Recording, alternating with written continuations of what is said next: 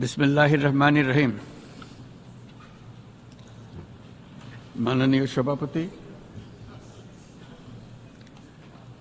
জাতিসংঘের সাধারণ পরিষদের সভাপতি নির্বাচিত হওয়ায় প্রথমেই আপনাকে আন্তরিক অভিনন্দন জানাচ্ছি। আমি আশ্বস্ত করছি যে আপনার এই দায়িত্ব পালনকালে বাংলাদেশ প্রতিনিধি দল আপনাকে পূর্ণাঙ্গ সহযোগিতা প্রদান করবে। জাতিসংঘের ম্যান্ডেটকে সমুন্নত রেখে বৈশ্বিক সংকটসমূহ নিরসনে মহাসচিব অ্যান্টোনিও গুতারেসের দৃঢ় প্রতিজ্ঞ সাফল্যমণ্ডিত নেতৃত্বের জন্য তাকেও জানাই আন্তরিক সাধুবাদ। সামিট অব দ্য ফিউচার আয়োজনে আমি মহাসচিবের দূরদর্শী ভূমিকার বিশেষ প্রশংসা করছি। সম্মেলনে যে pact for the future and declaration on future generations সর্বসম্মতভাবে গৃহীত হয়েছে, তা এজেন্ডা 2030 পরবর্তী বৈশ্বিক উন্নয়ন কর্মপন্থা নির্ধারণে বিশেষ সহায়ক হবে বলে আমি মনে করি। বাংলাদেশ বিশ্বাস করে যে এই সম্মেলনের অর্জন বৈশ্বিক সমৃদ্ধি অর্জনের জন্য আমাদের সবার অভিপ্রায় ও সহযোগিতা কাঠামো প্রণয়নে দিক নির্দেশক হিসেবে কাজ করবে। এই জুলাই-আগস্ট মাসে বাংলাদেশে যে যুগান্তকারী পরিবর্তন সংঘটিত হয়েছে তার প্রেক্ষিতেই আজ আমি বিশ্ব সম্প্রদায়ের এই মহান সংসদে উপস্থিত হতে পেরেছি। আমাদের গণমানুষের, বিশেষ করে তরুণ সমাজের অফুরন্ত শক্তি আমাদের বিদ্যমান রাষ্ট্র কাঠামো ও প্রাতিষ্ঠানিক আয়োজনগুলো আমূল রূপান্তরের এক নতুন সম্ভাবনার দ্বার উন্মোচন করেছে। আমাদের ছাত্র ও যুব সমাজের আন্দোলন প্রথম দিকে মূলত ছিল বৈষম্য বিরোধী আন্দোলন, পর্যায়ক্রমে তা গণ আন্দোলনের রূপ নিয়েছে। এরপর সারা পৃথিবী অবাক বিস্ময়ে দেখেছে কিভাবে সমগ্র বাংলাদেশের মানুষ একনায়কতন্ত্র, নিপীড়ন, বৈষম্য, অবিচার ও দুর্নীতির বিরুদ্ধে রাজপথ ও সামাজিক যোগাযোগের মাধ্যমে দৃঢ়ভাবে রুখে দাঁড়িয়েছিল। আমাদের ছাত্র জনতা তাদের অদম্য সংকল্প ও প্রত্যয়ের মাধ্যমে একটি স্বৈরাচারী ও অগণতান্ত্রিক শাসন ব্যবস্থা থেকে আমাদের মুক্তি এনে দিয়েছে। তাদের এই সংকল্পের মধ্যেই আমাদের দেশের ভবিষ্যৎ নিহিত।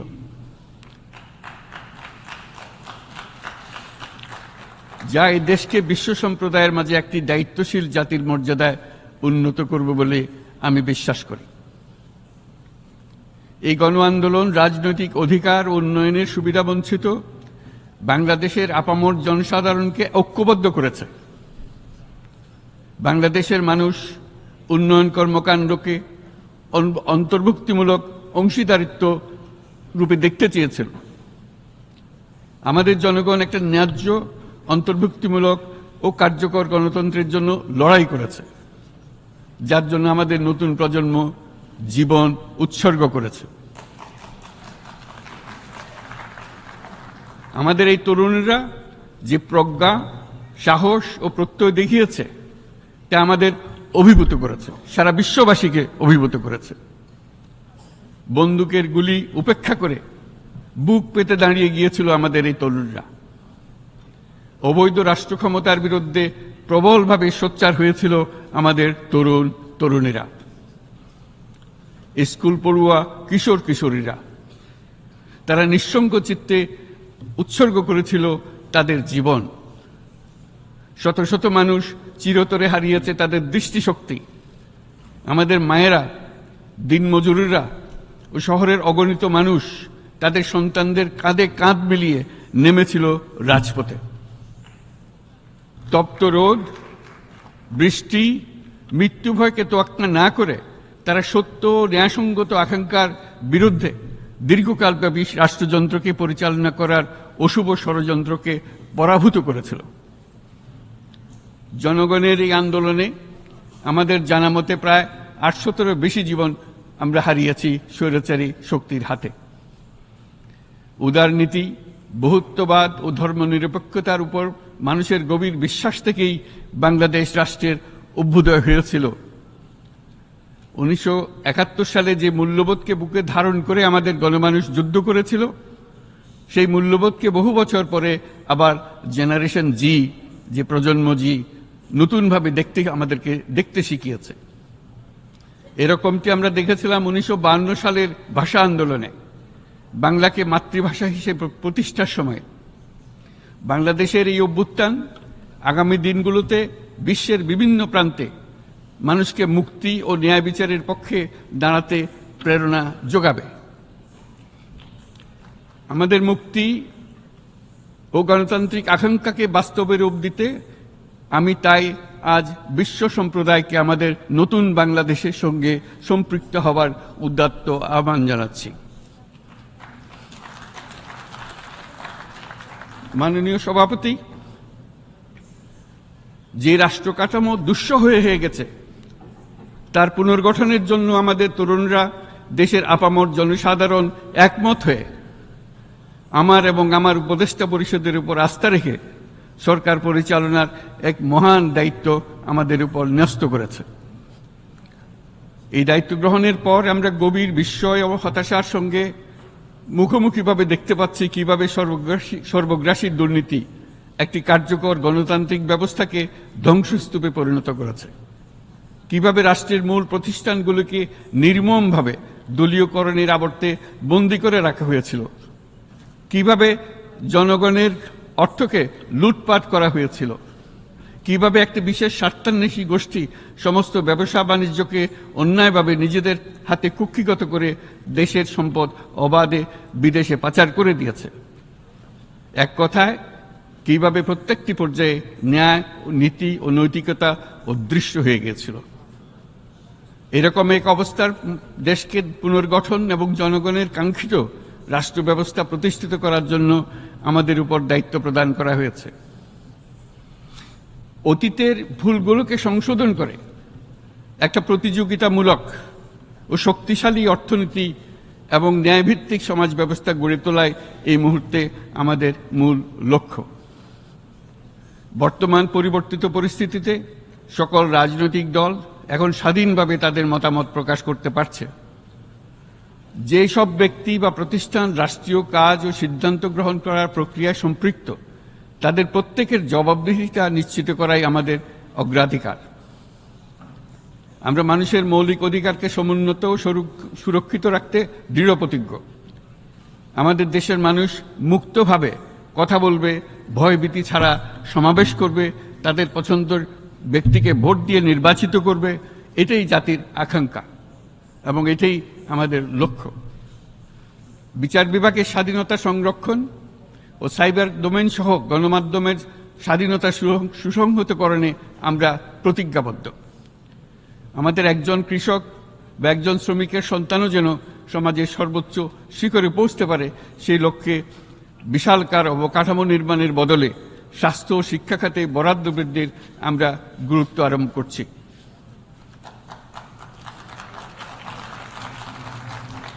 রাষ্ট্র ব্যবস্থার সকল পর্যায়ে সুশাসন ফিরিয়ে আনাই আমাদের অভীষ্ট। বাংলাদেশে যেসব আন্তর্জাতিক, আঞ্চলিক এবং দ্বিপাক্ষিক চুক্তির পক্ষভুক্ত, সেগুলো প্রতিপালনে আমাদের সরকার বদ্ধপরিকর। জাতিসংঘ সহ বহুপাক্ষিক বিশ্ব কাঠামোতে বাংলাদেশের সক্রিয় অংশগ্রহণ ও অবদান অব্যাহত থাকবে। পারস্পরিক শ্রদ্ধাবোধ, মর্যাদা ও স্বার্থরক্ষণের ভিত্তিতে বাংলাদেশ বিশ্বের সকল রাষ্ট্রের সাথে বন্ধুত্বপূর্ণ সম্পর্ক বজায় রাখবে। মাননীয় সভাপতি, গত 7 সপ্তাহের মধ্যে আমাদের সরকার বিভিন্ন গুরুত্বপূর্ণ পদক্ষেপ গ্রহণ করেছে। আমাদের অনুরোধে সাড়া দিয়ে জাতিসংঘের মানবাধিকার বিষয়ক হাই কমিশনার বাংলাদেশের গণ আন্দোলনকালে সংগঠিত মানবাধিকার লঙ্ঘনের বিষয়ে বিস্তৃত অনুসন্ধান এবং এইসব বিষয়ে ঘটনার পুনরাবৃত্তি রোধে পরামর্শ প্রদানের জন্য একটা ফ্যাক্ট ফাইন্ডিং কমিশন গঠন এবং তার কাজ শুরু করার জন্য দ্রুত বাংলাদেশে পাঠিয়ে দিয়েছে। আমি তাকে বাংলাদেশের পক্ষ থেকে অশেষ ধন্যবাদ জানাচ্ছি। দায়িত্বভার গ্রহণের 2 সপ্তাহের মধ্যে আমরা গুম প্রতিরোধে যে আন্তর্জাতিক কনভেনশন রয়েছে তাতে যোগদান করেছি।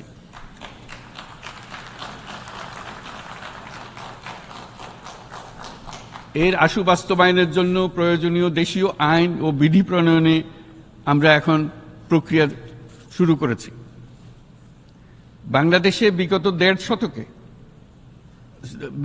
গত 1.5 দশকে যে সমস্ত গুমের অভিযোগ রয়েছে সেগুলো তদন্ত করার জন্য একটি তদন্ত কমিশন এই মুহূর্তে কর্মরত আছে। মানুষের আস্থা আত্মবিশ্বাস ফিরিয়ে আনতে এবং নির্মম অতীত যেন আর ফিরে না আসে কোনোদিন, সেই জন্য আমরা কিছু সুনির্দিষ্ট খাতে সংস্কারকে অগ্রাধিকার দিয়েছি। সেই লক্ষ্যে আমরা বিদ্যমান নির্বাচন ব্যবস্থা, সংবিধান, বিচার ব্যবস্থা, জনপ্রশাসন, আইন শৃঙ্খলা ব্যবস্থা সংস্কারের জন্য স্বাধীন কমিশন গঠন করেছি। সংবাদপত্র ও গণমাধ্যমের সংস্কারের জন্যও পৃথক কমিশন সহ আরও কয়েকটি বিশেষ বিষয়ে কমিশন গঠন প্রক্রিয়াধীন রয়েছে। ব্যবসা বাণিজ্যে অনুকূল পরিবেশ সৃষ্টির লক্ষ্যে আমরা ব্যাংক ও আর্থিক খাতের ব্যাপক সংস্কারের উদ্যোগ গ্রহণ করেছি। কোনো বিদেশি ব্যবসা বা বিনিয়োগ যেন ক্ষতিগ্রস্ত না হয় তা নিশ্চিত করতে আমরা বদ্ধপরিকর। এসব সংস্কার যেন টেকসই হয়, দীর্ঘমেয়াদে নিশ্চিত করতে এবং অবাধ ও নিরপেক্ষ অংশগ্রহণমূলক নির্বাচনের জন্য উপযোগী পরিবেশ সৃষ্টি করতে আমরা কাজ করে যাচ্ছি। গণতন্ত্র, আইনের শাসন, সমতা, সমৃদ্ধি অর্জনের মাধ্যমে একটি ন্যায়ভিত্তিক সমাজ হিসেবে আত্মপ্রকাশের অভিপ্রায় বাস্তবায়নে আমি বাংলাদেশের প্রতি আন্তর্জাতিক সম্প্রদায়ের সমর্থন ও গভীরতর সম্পর্ক গঠন করার জন্য আহ্বান জানাচ্ছি।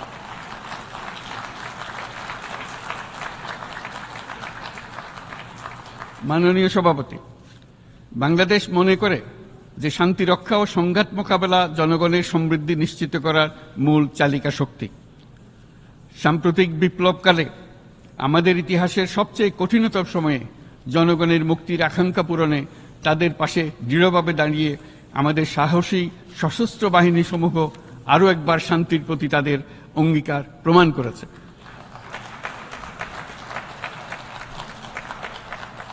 এটা সম্ভব হয়েছে শান্তি রক্ষায় আমাদের অঙ্গীকারের কেন্দ্রবিন্দুতে মানবাধিকারকে স্থান দেওয়ার ফলে।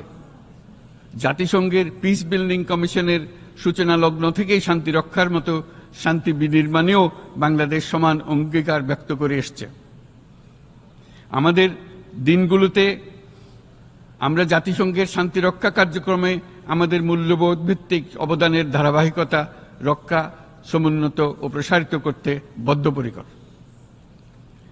জাতিসংঘের শান্তি রক্ষা কার্যক্রমে অবদানকারী তৃতীয় বৃহত্তম রাষ্ট্র হিসেবে বাংলাদেশ এখন পর্যন্ত 43টি দেশে 63টি মিশনে শান্তিরক্ষী প্রেরণ করেছে।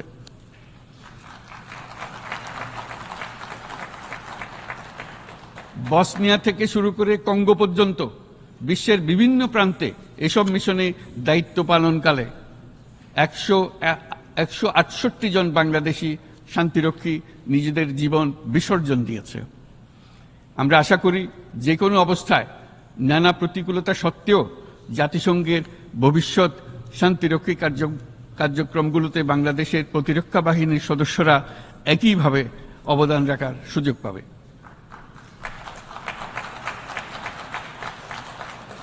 মাননীয় সভাপতি, আমাদের সকলের বাসস্থান এই পৃথিবী বৈশ্বিক অগ্রাধিকারগুলোকে সঠিকভাবে নির্ণয় করতে আগ্রহী। জলবায়ু পরিবর্তন আমাদের সকলের অস্তিত্বের প্রতি হুমকি স্বরূপ। এই গ্রীষ্মে সর্বকালের রেকর্ড ভঙ্গকারী তাপদাহ আমাদের জলবায়ুজনিত পরিবর্তনের কথা স্পষ্টভাবে স্মরণ করিয়ে দিয়েছে। আমাদের যা প্রয়োজন তা হলো জলবায়ু সম্পর্কিত ন্যায় বিচার, যাতে করে দায়িত্বজ্ঞানহীন সিদ্ধান্ত, উদাসীন আচরণ কিংবা এর মাধ্যমে সাধিত ক্ষতির বিষয়ে যারা সংশ্লিষ্ট তাদের দায়বদ্ধ করা যায়।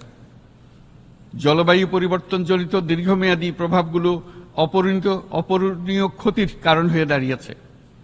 আমরা জীব বৈচিত্র্য হারিয়ে ফেলছি, প্যাথোজেনের পরিবর্তনের ফলে নতুন রোগ বাড়ছে, কৃষিক্ষেত্রে চাপ বাড়ছে ক্রমাগতভাবে, পানি সম্পদ ঝুঁকিতে ফেলছে আমাদের বাসযোগ্যতাকে, সমুদ্র পৃষ্ঠের উচ্চতা বৃদ্ধি এবং লবণাক্ততা আমাদের ক্ষতি করছে প্রতিনিয়ত। ঘূর্ণিঝড়ের সংখ্যা ও মাত্রা বৃদ্ধির কারণে যেই ক্ষতি হচ্ছে তাকে উপেক্ষা করার সুযোগ নেই। ক্ষুদ্র কৃষক, প্রান্তিক পর্যায়ে জীবিকা অন্বেষণকারীরা জলবায়ু পরিবর্তনজনিত ঝুঁকির মুখোমুখি হচ্ছে সবচেয়ে বেশি। আমি আজ এই বিশ্ব সভায় যখন কথা বলছি তখন বাংলাদেশের পূর্বাঞ্চলে 50 লাখেরও অধিক মানুষ তাদের জীবদ্দশায় হওয়া সবচেয়ে ভয়াবহ বন্যা মোকাবেলা করে যাচ্ছে। মহাসচিব গুতেরেস আমাদেরকে দেখিয়েছেন যে বিদ্যমান পরিক্রমা অব্যাহত থাকলে বিশ্বের গড় তাপমাত্রা 2.7 ডিগ্রি সেলসিয়াস বৃদ্ধির দিকে অগ্রসর হতে থাকবে। তাই বাংলাদেশের মতো জলবায়ু ঝুঁকিতে থাকা দেশগুলোতে অভিযোজনের জন্য ব্যাপক বিনিয়োগের আহ্বান জানাচ্ছি।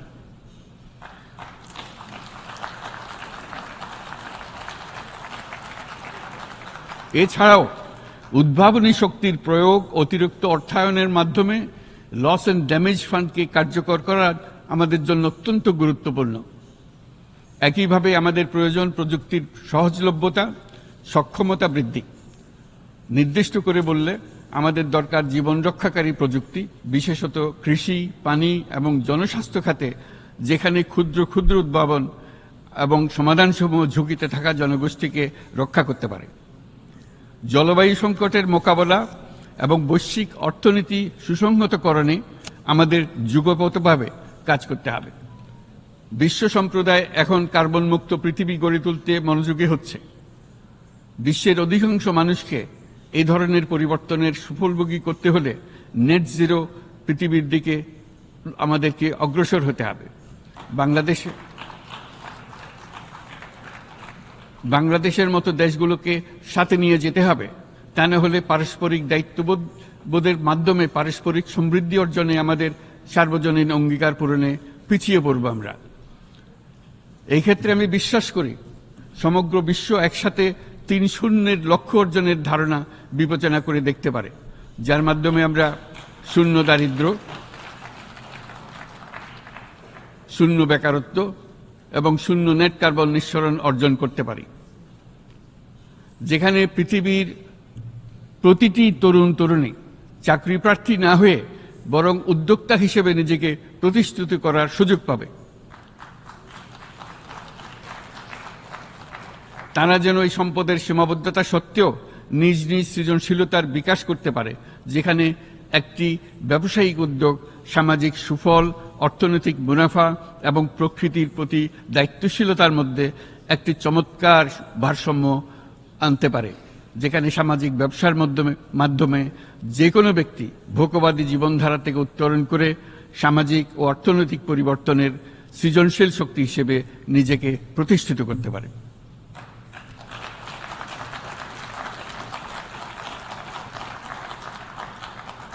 এই সময়ে তাই প্রয়োজন উন্নত উন্নয়নশীল সকল দেশসমূহ এবং বিভিন্ন অংশীদারদের মধ্যে নতুন দৃষ্টিভঙ্গি, নতুন মূল্যবোধ এবং নতুন একতা। সামগ্রিকভাবে এই লক্ষ্য অর্জনে জাতিসংঘ ব্যবস্থা, জাতীয় আঞ্চলিক পর্যায়ে সরকারসমূহ, সকল ব্যবসা প্রতিষ্ঠান, বেসরকারি অংশীজন এবং দাতব্য সংস্থাগুলোকে একসঙ্গে কাজ করতে হবে। আমাদের অর্থনৈতিক কাঠামোতে সামাজিক ব্যবসাকে স্থান দিলেই নিচের অর্ধেকাংশ মানুষের জীবনে তা বিরাট পরিবর্তন আনতে পারে।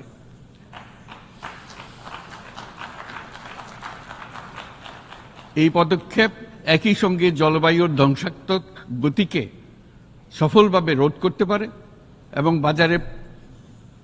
বাজার ব্যবস্থার মাধ্যমেই এই মীমাংসা হতে পারে। এ বিষয়ে আমি মহাসচিব গুতেরেসের বিশেষ দৃষ্টি আকর্ষণ করছি। মাননীয় সভাপতি, বহুমুখী সংকটে জর্জরিত বর্তমান বিশ্বে যুদ্ধ এবং সংঘাতের ফলে ব্যাপক ভিত্তিতে মানুষের অধিকার খর্ব হচ্ছে। বিশ্ববাসীর উদ্বেগ এবং নিন্দা সত্ত্বেও গাজায় গণহত্যা থামছে না।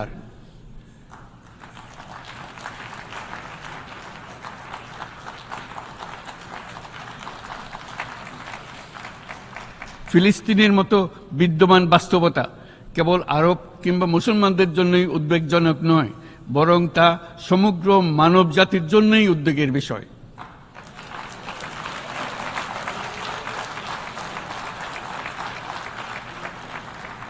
একজন মানুষ হিসেবে প্রত্যেক ফিলিস্তিনির জীবন অমূল্য।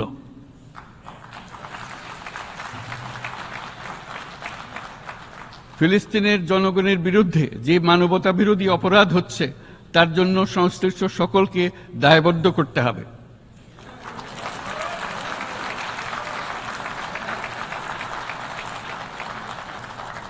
ফিলিস্তিনের জনগণের উপর চলমান নৃশংসতা, বিশেষত নারী এবং শিশুদের সাথে প্রতিনিয়ত যে নিষ্ঠুরতা বিশ্ব দেখাচ্ছে, তা থেকে নিস্তারের জন্য বাংলাদেশ অনতিবিলম্বে সম্পূর্ণ যুদ্ধবিরতির আহ্বান জানাচ্ছে।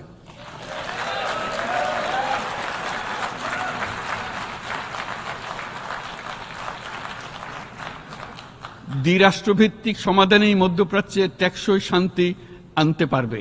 তাই জাতিসংঘ সহ আন্তর্জাতিক সম্প্রদায়ের সকলকে এর বাস্তবায়নের জন্য এখনই উদ্যোগ নিতে আহ্বান জানাচ্ছি।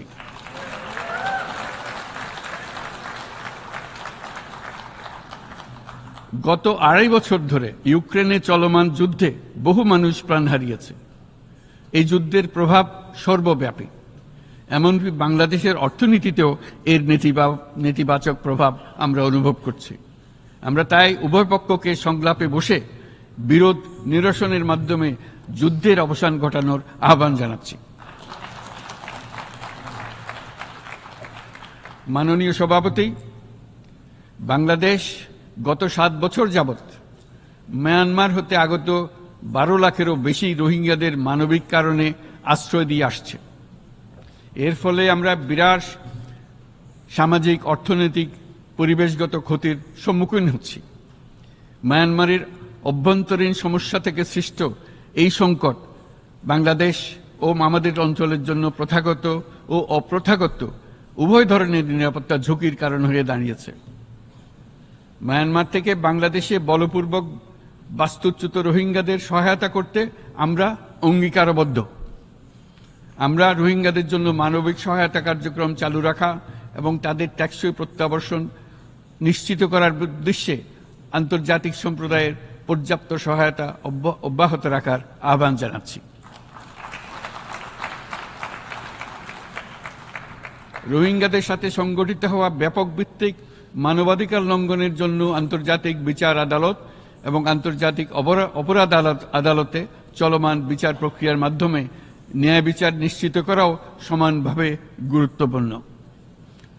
রোহিঙ্গারা যাতে নিজ দেশে স্বাধীন এবং মর্যাদাপূর্ণ জীবনযাপন করতে পারে, সেই লক্ষ্যে অনুকূল পরিবেশ তৈরিতে জাতিসংঘ অন্যান্য আন্তর্জাতিক প্রতিষ্ঠানের ধারাবাহিক প্রচেষ্টার প্রশংসা দাবিদার।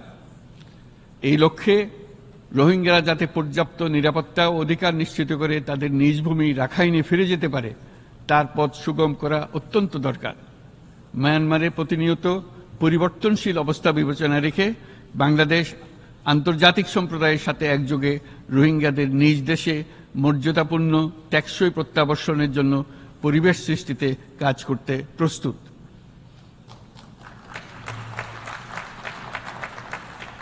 মাননীয় সভাপতি, রাজনৈতিক মুক্তি এবং সামাজিক অর্থনৈতিক জাগরণ ব্যতীত শান্তি ও নিরাপত্তা নিশ্চিতে সাফল্য অর্জন করা সম্ভব নয়। প্রায় 1 দশক পূর্বে বিশ্ব সম্প্রদায় সর্বসম্মতক্রমে এজেন্ডা 2030 প্রণয়ন করেছিল। আমরা সবাই আমাদের সামষ্টিক আকাঙ্ক্ষা ও বিশ্বাস অর্পণ করেছি এই সার্বজনীন টেকসই উন্নয়ন অভিষ্টগুলো অর্জনে। সার্বিকভাবে মাত্র 17% ও কম লক্ষ্যমাত্রা অর্জন হয়েছে। স্পষ্টতই এই ক্ষেত্রে অনেক উন্নয়নশীল রাষ্ট্র আরও পিছিয়ে আছে। উন্নয়নশীল দেশগুলোকে এসডিজি অর্থায়নের বছরে প্রায় 2.5 থেকে 4 ট্রিলিয়ন মার্কিন ডলারের সমান ঘাটতি মোকাবেলা করতে হচ্ছে। উন্নয়নশীল বিশ্বের ঋণের বোঝা, ক্ষয়িষ্ণু আর্থিক সক্ষমতা এবং জলবায়ু পরিবর্তনের ক্ষতিকর প্রভাবের কারণে বাংলাদেশের মতো দেশগুলিতে বেশি ঝুঁকিতে রয়েছে। আমরা আশা করি উন্নয়নের জন্য অর্থায়ন সংক্রান্ত চতুর্থ আন্তর্জাতিক সম্মেলনে এই ধরনের জটিল এবং কাঠামোগত সমস্যাগুলোর দিকে নজর দেওয়া হবে।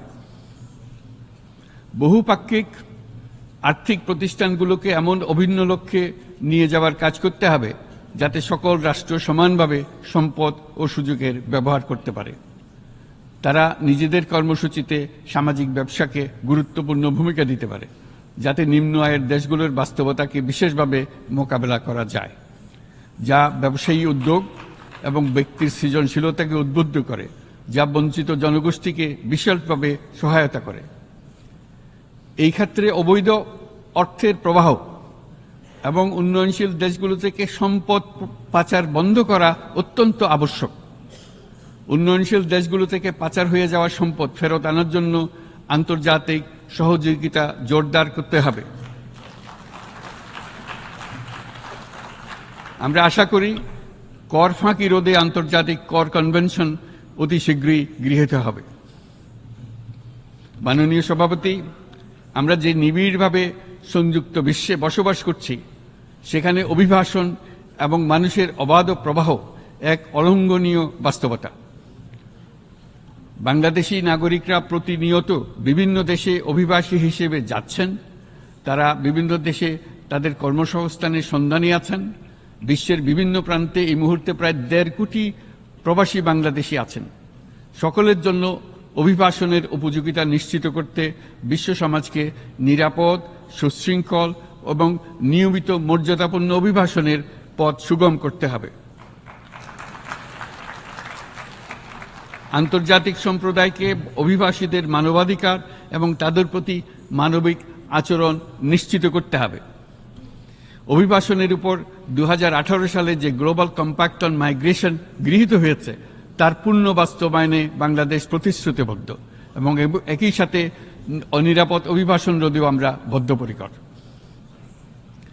মাননীয় সভাপতি, প্রতি বছর প্রায় 25 লক্ষ তরুণ তরুণী বাংলাদেশের শ্রমবাজারে যুক্ত হচ্ছেন। বাংলাদেশের বিপুল জনশক্তির প্রায় 2/3 তরুণ। এই জনশক্তিকে বর্তমান ও আগামীর জন্য গড়ে তোলা বাংলাদেশের জন্য একটা বড় চ্যালেঞ্জ। ক্রমপরিবর্তনশীল কর্মজগতে একজন তরুণকে প্রতিনিয়ত নতুন দক্ষতা অর্জন করতে হয়। এই কর্মপরিবেশের সাথে মানিয়ে নেওয়া শিখতে হয়। এই জন্য বাংলাদেশ যখন মধ্যম আয়ের দেশ হিসেবে উন্নতি হচ্ছে, তখন আমরা শিক্ষা এবং প্রযুক্তিগত সহায়তা লাভের উপর বিশেষ জোর দিচ্ছি। এবার কৃত্রিম বুদ্ধিমত্তার বিষয়ে আসি। কৃত্রিম বুদ্ধিমত্তার অভাবনীয় বিকাশ এবং এর বহুমাত্রিক প্রয়োগে বাংলাদেশ বিশেষভাবে আগ্রহী। আমাদের তরুণ সমাজ জেনারেটিভ আর্টিফিশিয়াল ইন্টেলিজেন্সের সম্ভাবনা নিয়ে উচ্ছ্বসিত। একজন বিশ্ব নাগরিক হিসেবে তারাও চায় নতুন পৃথিবীতে নিয়োজিত হতে, কর্মক্ষম হিসেবে নিজেকে গড়ে তুলতে। বাংলাদেশের মতো বৃহৎ তরুণ জনগোষ্ঠীর দেশ যাতে কৃত্রিম বুদ্ধিমত্তার প্রয়োগজনিত অর্জিত সুফল থেকে পিছিয়ে না পড়ে, বিশ্ব সম্প্রদায়কে তা নিশ্চিত করতে হবে।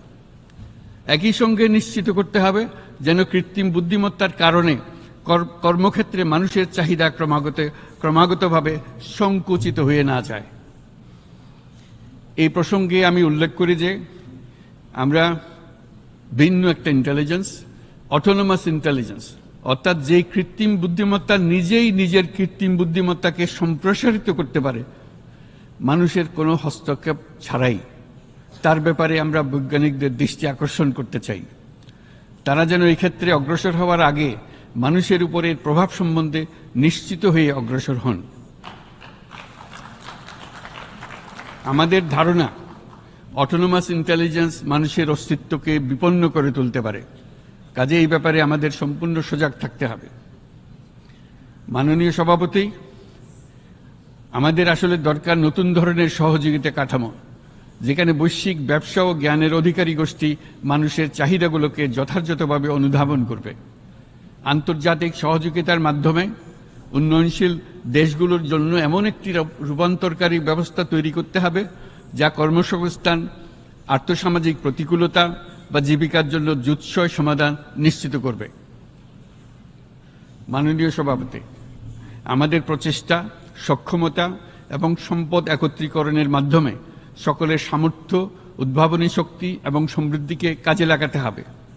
আর্থসামাজিক উন্নয়ন এবং জলবায়ু সহনশীলতা নিয়ে আমরা প্রতিনিয়ত যে প্রতিকূলতার সম্মুখীন হচ্ছি, সম্মিলিত উদ্যোগের মাধ্যমে তার মোকাবেলা করতে হবে।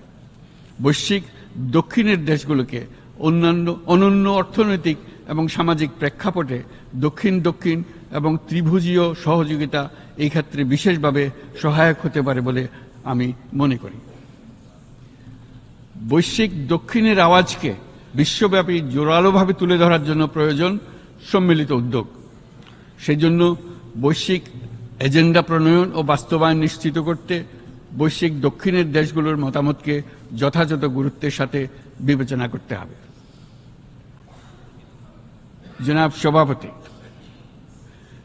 কোভিড অতিমারির অভিজ্ঞতায় আমরা দেখেছি জনস্বাস্থ্যে ব্যাপক বিনিয়োগ কতটা গুরুত্বপূর্ণ হতে পারে। বিশ্ব স্বাস্থ্য সংস্থায় বৈশ্বিক অতিমারি চুক্তির চলমান আলোচনায় বাংলাদেশ নেতৃত্ব প্রদান করে চলেছে। আমরা চাই কার্যকর আন্তর্জাতিক সহযোগিতা, জনস্বাস্থ্য ব্যবস্থায় অর্থায়ন, প্রযুক্তি হস্তান্তর, গবেষণা ও উন্নয়ন, ভ্যাকসিন থেরাপিউটিক্সের উৎপাদন, বহুমুখীকরণ এবং সকল ভ্যাকসিনকে মেধাস্বত্ব অধিকার মুক্ত ঘোষণা করার ব্যাপারে ঐক্যমত্য গঠন। অসংক্রামক রোগসমূহের বিরুদ্ধে লড়াইয়ে এই বিষয়গুলি অত্যন্ত গুরুত্বপূর্ণ। জনাব সভাপতি, এবছর আমরা জাতিসংঘের সাথে বাংলাদেশের অংশীদারিত্বের সুবর্ণ জয়ন্তী উদযাপন করছি। গত 50 বছর ছিল আমাদের জন্য একটা পারস্পরিক শিক্ষণীয় সম্মিলিত যাত্রা। সীমিত উপায়ে বাংলাদেশ বৈশ্বিক শান্তি ও নিরাপত্তা, ন্যায়, সমতা, মানবাধিকার প্রতিষ্ঠায় ধারাবাহিকভাবে অবদান রেখে আসছে। আমাদের সমন্বিত প্রয়াসের পেছনে আছে সত্যিকার অর্থে একটি নিয়মভিত্তিক বৈশ্বিক ব্যবস্থা গড়ে তোলা। এই প্রসঙ্গে উদাহরণ হিসেবে আমি স্মরণ করছি 1999 সালে জাতিসংঘ সাধারণ পরিষদে ক্ষুদ্র ঋণের উপর গৃহীত রেজুলেশনের কথা। সেই সময় জাতিসংঘ 2005 সালকে ইয়ার অফ মাইক্রোক্রেডিট ঘোষণা করেছিল, যার ফলে ক্ষুদ্র ঋণ বিশ্বব্যাপী সম্প্রসারিত হবার সুযোগ পেয়েছিল। একই সময়ে বাংলাদেশের উদ্যোগে গঠিত হয়েছিল ফ্রেন্ডস অব মাইক্রোক্রেডিট। 2001 সাল থেকে সাধারণ পরিষদে কালচার অফ পিস সংক্রান্ত বাৎসরিক যে রেজলিউশন গৃহীত হয়ে আসছে, বা নিরাপত্তা পরিষদে নারী, শান্তি ও নিরাপত্তা সংক্রান্ত যে 1325 নম্বর রেজলিউশন গৃহীত হয়েছিল, তা বাংলাদেশের বিশ্বজনীন উদ্যোগগুলোর প্রতিফলন এবং অবদান। মাননীয় সভাপতি, আজ এই মহান বিশ্বসভায় বিশ্ব নেতৃবৃন্দের উপস্থিতিতে প্রতিধ্বনিত হচ্ছে শান্তি, নিরাপত্তা, ন্যায় বিচার প্রতিষ্ঠা এবং সম্পদের সুষম বন্টনের মাধ্যমে সকলের অন্তর্ভুক্তি নিশ্চিত করার আহ্বান।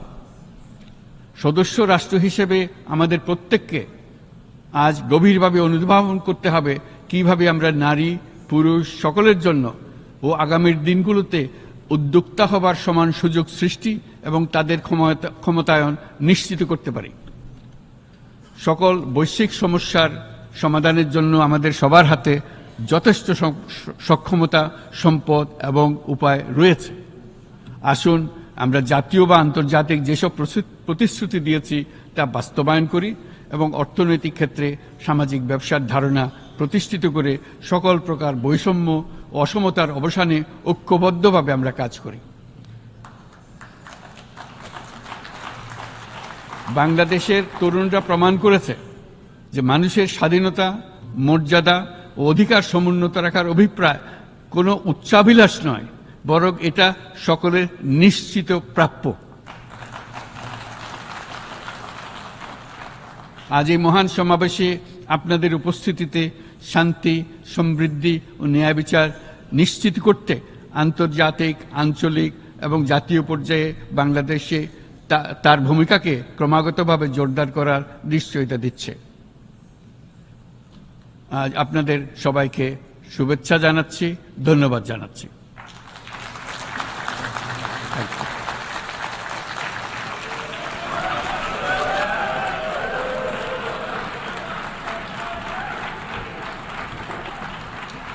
On behalf of the Assembly, I wish to thank the Chief Advisor of the Interim Government of the People's Republic of Bangladesh.